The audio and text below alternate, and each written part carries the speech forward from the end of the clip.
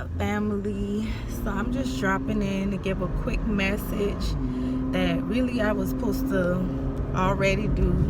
Lord forgive me. But I know it's a lot of y'all, just as I get sometimes frustrated at waiting for, some of the promises that God revealed to you, to us. And one thing God has been pressing this past week or so is patience.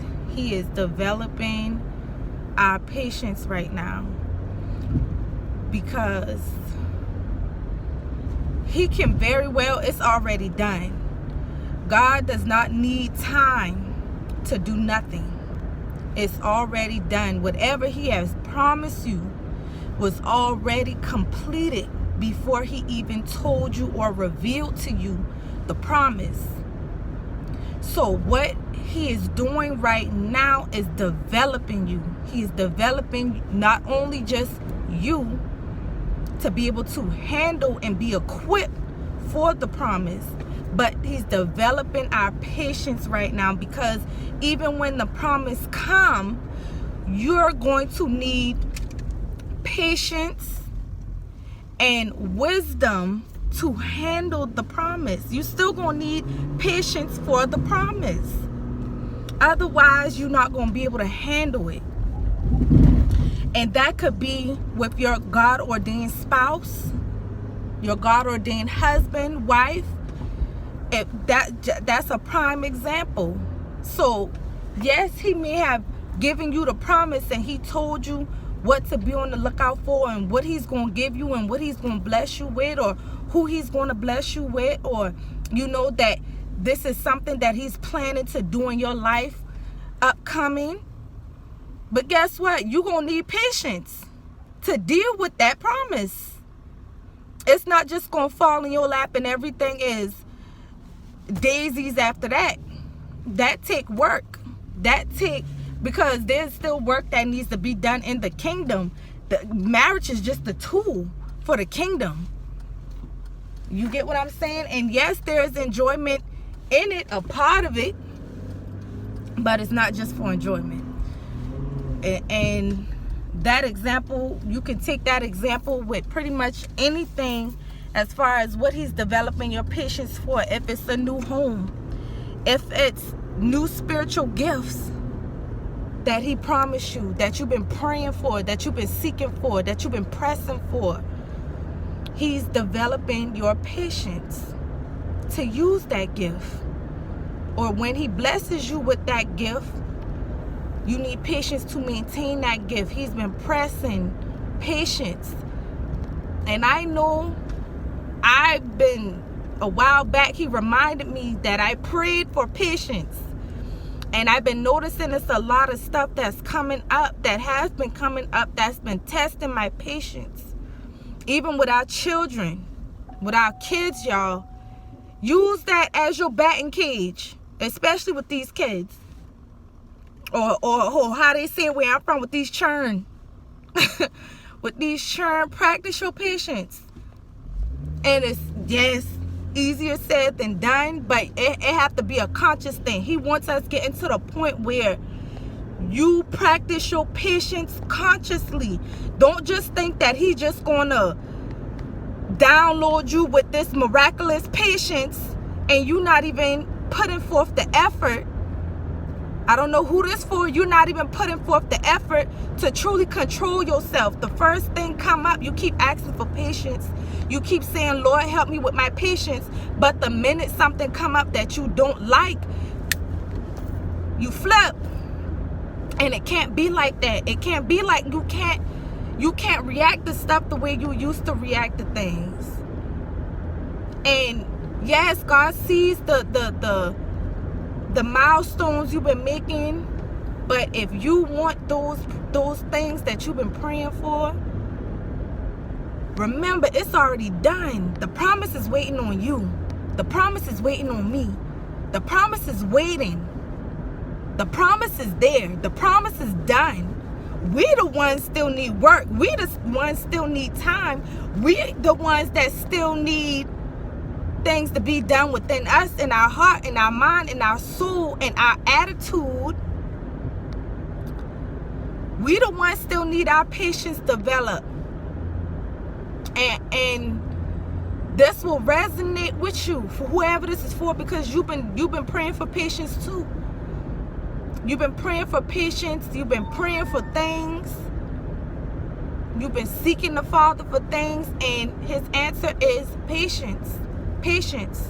Patience and tribulation. Tribulation develops patience.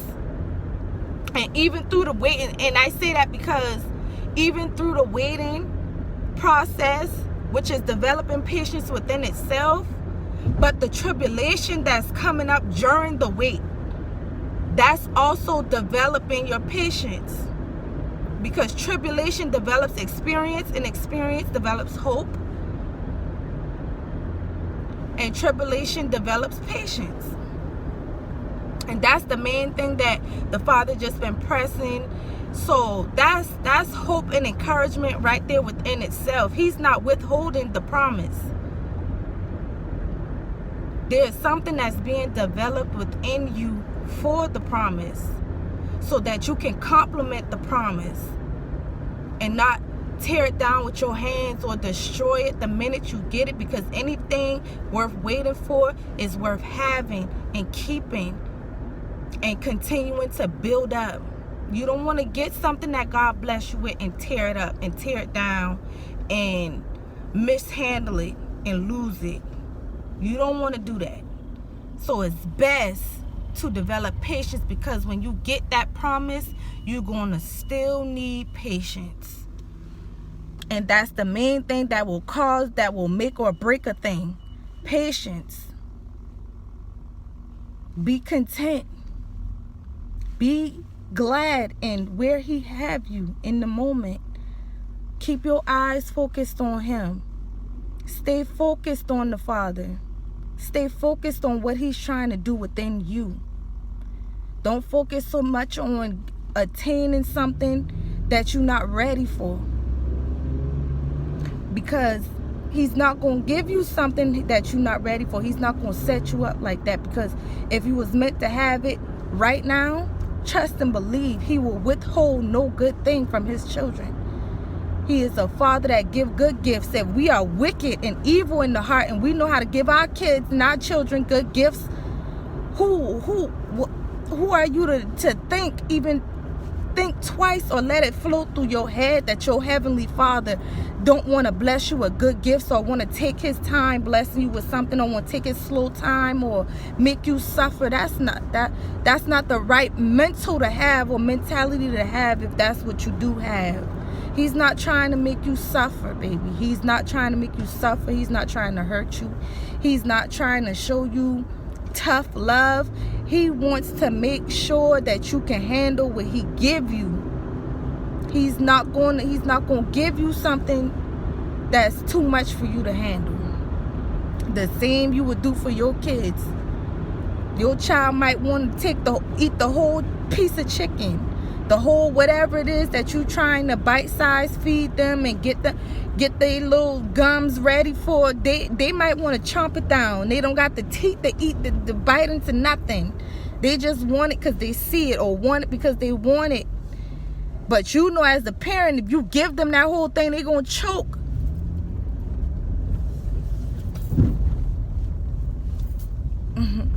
If he give you the whole thing right now, you're probably going to choke. Be content. Be still. Be still. And this is hard for me. I have to remind myself. The Father said patience. Develop your patience. Be glad in him developing your patience. And whenever you get it, you gonna, when the promise come, baby, we ain't gonna know how to act. We ain't gonna know how to act, y'all, because it's just gonna be like, dang, this is long. Listen, we've been waiting and fighting so long for this, and now it's here. And you're going to appreciate it, and you're going to have patience. By that time, you're going to have patience, and you're going to know how to stop, seek the Father, cast your cares on him. Whatever you feeling, whatever turmoil you going through, you're going to know how to cast your cares, and you're not going to be hasty with your movements. You're not going to be foolish with your movements. You're going to be strategic like the Father. That's also something he's teaching. Be strategic. Think. Be wise. Be smart. Be cunning like a snake, but soft as a lamb. If I'm not sure if that's the exact same, or soft as a dove. One of those two. Don't quote me. You got to look that one up. But I know it goes something like that. It goes something like that. But y'all, I just wanted to come and encourage my brothers and sisters, because I know it is it can get frustrating. It can get very frustrating, feeling like God been telling you about the promises. He's been telling you, he's been encouraging you, reminding you of the promise to keep you encouraged. But it's like, dang, when is it going to get it? And it kind of start to make you want to feel like you stagnant. It kind of make you want to feel like you stuck. Like, dang, am I doing something wrong? Like, what am I not doing? What else do I need to add to the mix to get it rolling? Like, is it something more I need to do? But there's nothing you need to do but remain patient. Do what you're doing. Sit. Be still. Focus on the things that you still need to work on.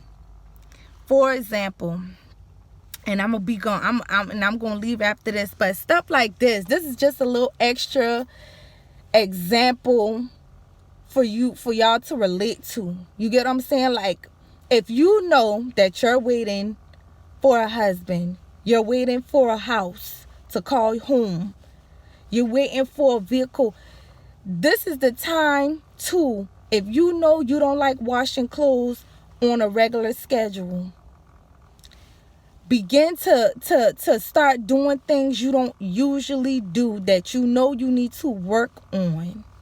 If you know you're not one to keep yourself up to par because you just feel like, well, I'm single, I don't got nobody to dress up for, I don't have nobody to keep myself done up for, now is the time to start doing that. Start, keeping yourself up. Now is the time to start. Nobody's saying you got to plaster makeup all over your face and put on 10-inch stilettos to go to the grocery store. Nobody's saying you got to do all of that.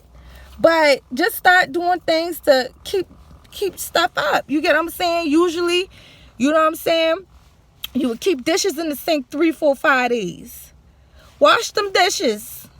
Wash them dishes. Whether you got a man coming through that door or not. Well, go ahead and wash them dishes. Stuff like that.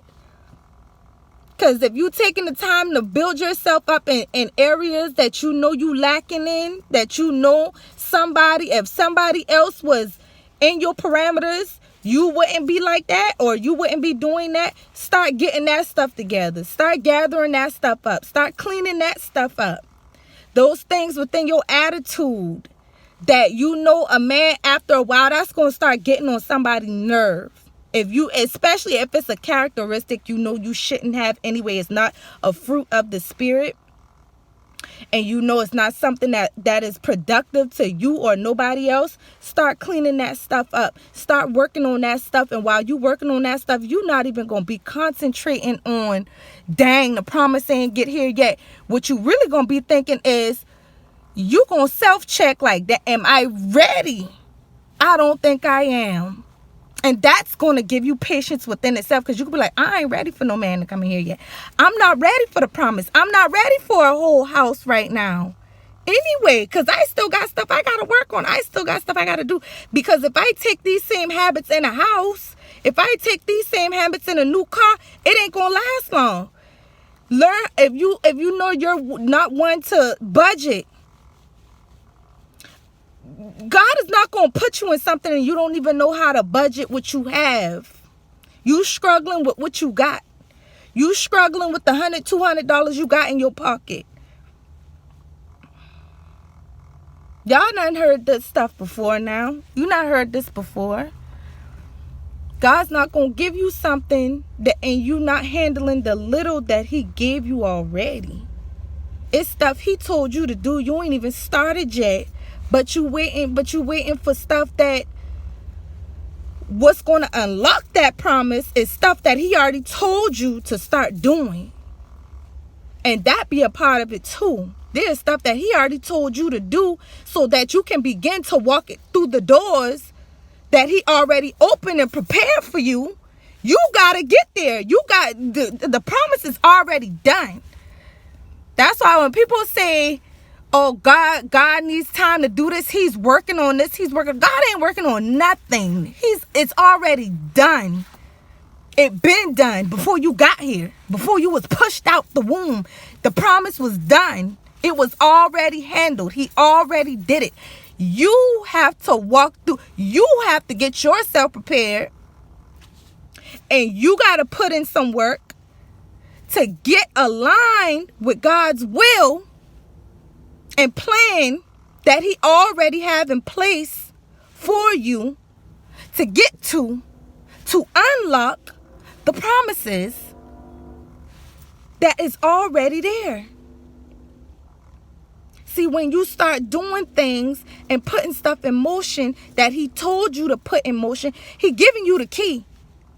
He's giving you the keys to the doors that is already prepared.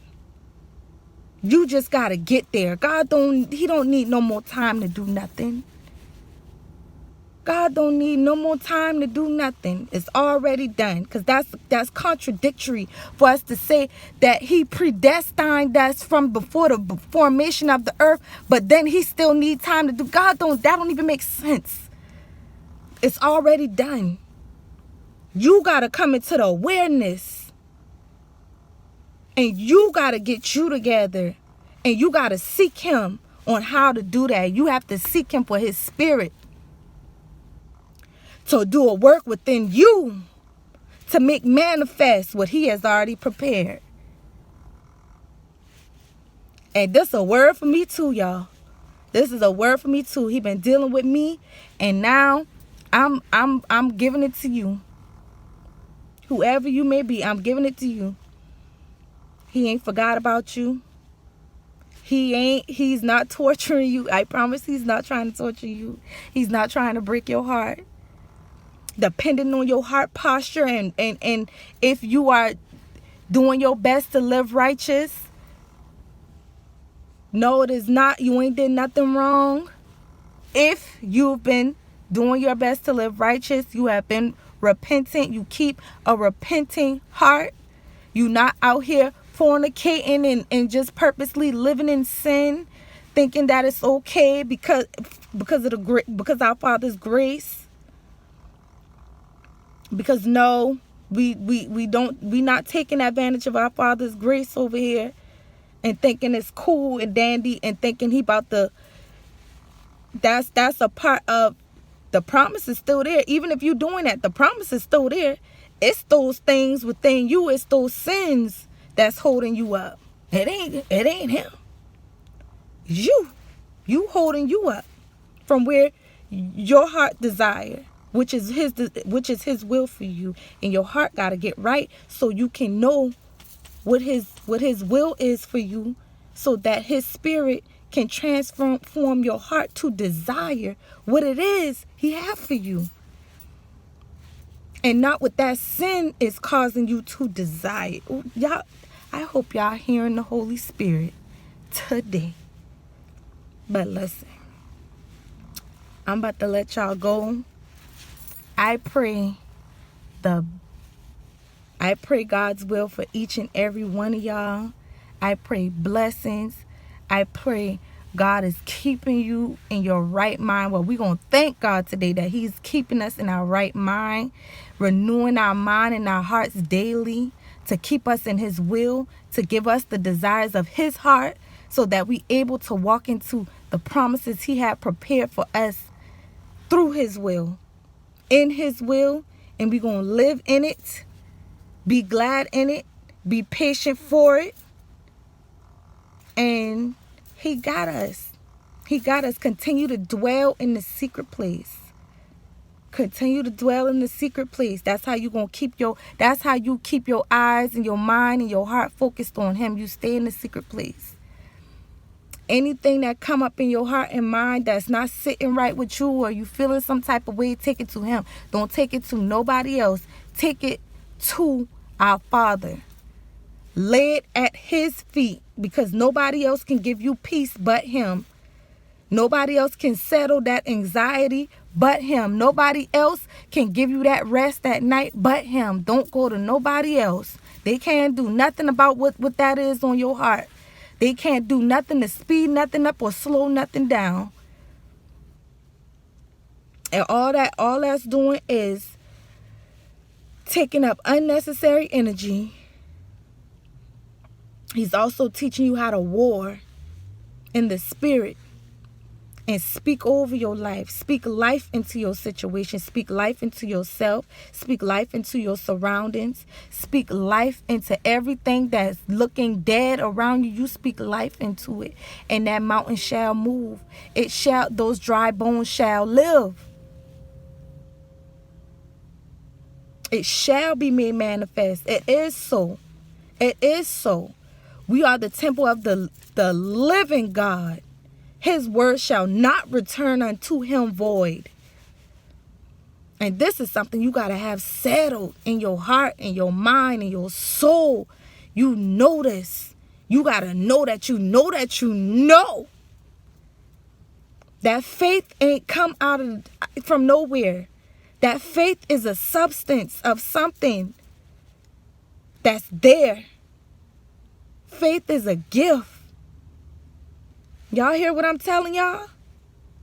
Okay. All right now. But, well, like I said like 5-10 minutes ago, I'm going to let y'all go. I pray y'all have a blessed day. I'm going to go get myself together, get my day started. Well, my day is ending and starting. I just got off work, but I'm about to get my day started again. So, y'all be blessed. I hope the Holy Spirit touch your heart today and you got something from the message. Y'all already know what it is.